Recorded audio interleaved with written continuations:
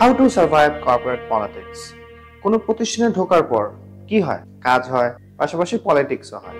কারোর সাথে কোনো মিটিং শেষ করার পর আপনার কি মনে হচ্ছে যে কোনো কিছু ঠিক নেই, অথবা আপনাকে কি কেউ ব্লেম দিচ্ছে যেটার জন্য আপনি সরাসরি রেসপন্সিবল না?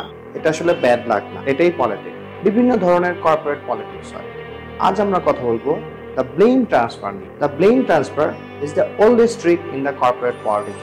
কোনো কিছু যদি ঠিক মতো না হয়, সময় মতো কোনো কাজ না হয়, কাকে দোষ দেওয়া হয়?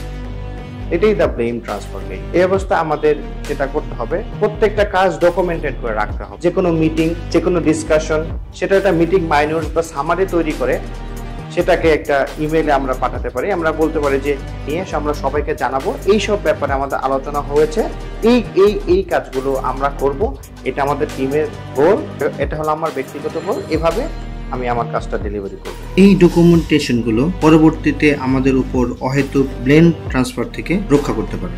কর্পোরেট পলিটিক্স নিয়ে আমাদের একটা শর্ট ফিল্ম আসতে যাচ্ছে, নাম the checkmate the supply chain professional file. এটি দেখতে চোখ রাখুন বিআইএইচআরএম এবং বিআইএইচআরএম সাপ্লাই চেইনের ফেসবুক এবং ইউটিউবে। ধন্যবাদ।